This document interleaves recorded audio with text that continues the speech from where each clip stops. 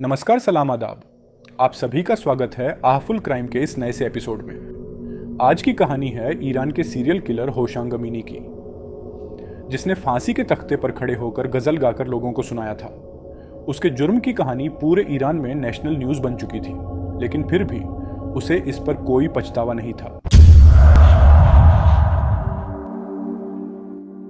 Hoshang Amini का जन्म 1936 में ईरान के एक बड़े से परिवार में हुआ। उसके पिता ने उसे बचपन में ही छोड़ दिया था। परिवार के दूसरे सदस्यों द्वारा उसे फिजिकली अब्यूज किया गया। वो उसके साथ बलात्कार करते और उसे मारते पीटते। जैसे तैसे उसने अपना बचपन गरीबी में काटा। बड़ा होने पर भी न ही उसे नौकरी मिली और न ही उसकी शादी हुई। उस वक्त के सबसे मशहूर संगीतकार परवेज यहागी और ख्वाजा शमसुद्दीन मोहम्मद हाफिज की लिखी कविताएं पढ़ता और उन्हें अपना आइडल मानता। इस तरह वो अपनी जिंदगी की सारी मुश्किलों को भूलकर खुद को सुकून देने की कोशिश करता। लेकिन बचपन में हुए अत्याचार ने उसके ऊपर गहरा असर डाला था, जिसकी वजह से उसे लोगों को मारने का सनक सवार हो गया। शुरुआती दिनों में जब वह ट्रक चलाना सीख रहा था, कारोबारियों से जबरन वसूली करता और उन्हें धमकाता। इसके कुछ दिनों बाद उसने लोगों का कत्ल करना भी शुरू कर दिया। अमीनी के कत्ल करने का तरीका बिल्कुल सेम रहता। वो अपने विक्टिम को वरामीन की गलियों से चुनता, जिनमें से ज्यादातर कमजोर लड़कों को ही अपना शिकार बनाता। इसके अलावा उसने कई महिलाओं और अधेड़ उम्र के पुरुषों को भी अपना शिकार बनाया। वो उन्हें अगवा करके या फिर किसी चीज का लालच देकर सुनसान जगहों पर लेके जाता, उनके हाथ पीठ से लगाकर बांधता और फिर उनका रेप करता। इसके बाद अमीनी उनका गला घोंटकर मार डालता। इस पर भी जब उसका मन नहीं भरता तो चाकू से उनका सर धड़ से अलग कर देता और लाश को आसपास के कुएं में फेंक देता। उसने अपना पहला क्राइम 1954 में मार्च के महीने में किया था। विक्टिम की सर कटी लाश नेमताबाद के एक नहर से बरामद की गई। इसके ठीक एक महीने बाद बिल्कुल इसी परिस्थितियों में एक जवान औरत की लाश मिली। इस तरह के अपराध वारामीन और उसके आसपास कई सालों तक होते रहे। इसके अलावा दूसरे इलाकों में भी इस तरह की घटनाएं सामने आने लगी। इनमें से कुछ घटनाओं में तो उसके कुछ गुमनाम साथियों ने भी उसका साथ दिया। मिसाल के तौर पर अमीनी और उसके कई दोस्तों ने नशे में धुत होकर एक लड़के को अगवा किया और उसके साथ बारी बारी से बलात्कार किया। उसे मारने से पहले उसके जिंदा रहते ही उसके शरीर से मांस के टुकड़े भी निकाल लिए। वो बेचारा चिल्लाता रहा, रहम की भीख मांगता रहा, लेकिन अमीनी को उस पर जरा भी दया न आई और तड़प तड़प कर बेचारे ने अपनी जान दे दी। जब 1960 की शुरुआत में मैस्कराबाद गांव के एक कब्रिस्तान से एक जर्मन व्यक्ति की सर कटी लाश बरामद हुई, तब ये सारी घटनाएं पूरे ईरान में एक नेशनल न्यूज बन गई। तमाम कोशिशों के बाद भी पुलिस के हाथ कोई सुराग न लगा, जिससे लोगों ने अपनी अपनी कहानियां बनाना शुरू कर दिया। कभी अफवाह फैलती कि कातिल जो है वो लोगों को हिप्नोटाइज कर लेता है और उसके बाद उन्हें एकांत में ले जाकर उनका गला काट देता है। तो कभी ये अफवाह फैलती कि शहर में बच्चों का मांस खाने वाला निकला हुआ है। इसी दौरान कई और नौजवान भी गायब हो गए, जिनमें से कुछ की तो लाश भी नहीं मिली। पूरे इलाके में डर का माहौल सा बन गया। लोग घरों से निकलने में भी डरने लगे। उसके आखिरी शिकार को 1962 में एक अदालत कर्मचारी ने बरामद किया। उसने इस बात की सूचना पुलिस को दी और बताया कि उसे पास के कुएं की तरफ जाने वाले रास्ते पर खून के निशान मिले हैं। जांच करने पर पुलिस कर्मियों को 2 जवान लड़कों की लाशें मिली, जिनके हाथ उनकी पीठ से बंधे हुए थे और उनका सिर काट दिया गया था। आसपास के लापता व्यक्तियों के रिपोर्ट की जांच करने पर उन्हें पता चला कि ये दोनों व्यक्ति लोकल टिकट विक्रेता थे, जो हाल ही में गायब हो गए थे।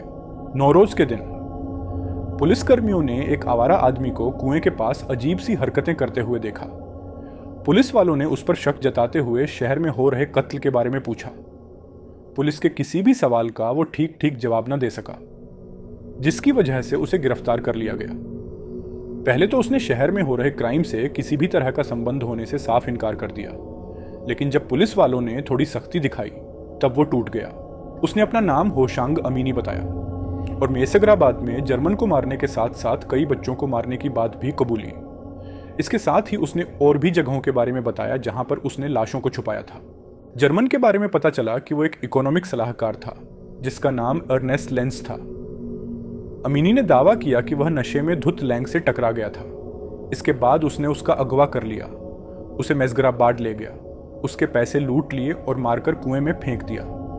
समाचार पत्रों को दी इंटरव्यू में उसने कुल 67 हत्याओं की बात कबूली, जिसमें से कुछ वारामीन के आसपास के इलाकों में की गई थी।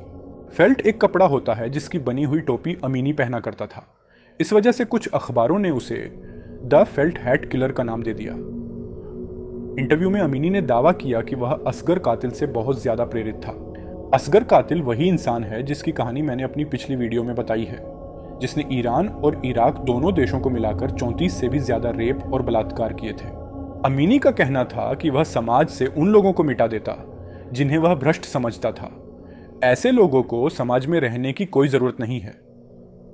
अमीनी को उसके किए पर कोई पछतावा नहीं था। वो बिल्कुल नॉर्मल होकर लोगों से बातें करता। उसके परिवार का कोई उससे मिलने भी नहीं आया, न ही उसके ट्रायल के दौरान और न ही जेल में बंद होने के बाद। थोड़े ही समय के ट्रायल में अमीनी को दोषी पाया गया और उसे फांसी की सजा दे दी गई। जब वह अपनी मौत की तारीख का इंतजार कर रहा था, उसी दौरान उसके बड़े भाई उससे मिलने आए। उन्होंने उसे उसके इस जुर्म के लिए बहुत डांट लगाई।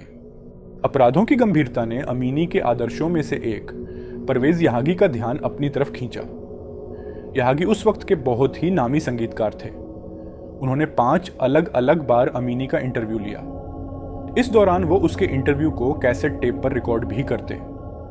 हालांकि यहागी को इंटरव्यू टेप पब्लिक करने से रोक दिया गया। दिसंबर 1963 में अमीनी को एक दूसरे मर्डरर सफर अली रहीम के साथ तोपखाने में हजारों की भीड़ के सामने लटका दिया गया। फांसी पर चढ़ने से पहले उसने गजल की कुछ लाइनें गाने की इजाजत मांगी और हाफिज के द्वारा लिखी गई गजल को गाकर सभी को सुनाया। फांसी के आखिरी मिनटों में उसने 2 पत्रकारों से कहा, मुझे मारकर कोई हल निकलने वाला नहीं है। जाओ और जाकर मेरे द्वारा किए गए कत्ल की वजह ढूंढो। तुम्हारे पास बहुत से डॉक्टर हैं, उनकी भी मदद ले लो। मैं किसी से डरता नहीं हूँ। मैंने जो कुछ भी किया सही किया। पूरे तेहरान में मेरे जैसे 3000 से भी ज्यादा लोग हैं। फांसी देने के बाद उसकी वसीयत के मुताबिक उसकी बॉडी उसके बड़े भाई को सौंप दी गई, जिसे उन्होंने एक अनजान जगह पर दफना दिया। ईरान के फेमस एक्टर और फिल्म डायरेक्टर जकरिया हाशमी को अमीनी के इंटरव्यू की एक कैसेट भेंट की गई, जिसे सुनकर वो उससे बहुत प्रेरित हुए और साल 2015 में उन्होंने एक किताब लिखी जिसका टाइटल था द लास्ट एग्जीक्यूशन। इसी के साथ आज की ये कहानी यहीं पे खत्म होती है। वीडियो कैसी लगी कमेंट करके जरूर बताइएगा ताकि मैं कुछ सुधार कर सकूं। धन्यवाद।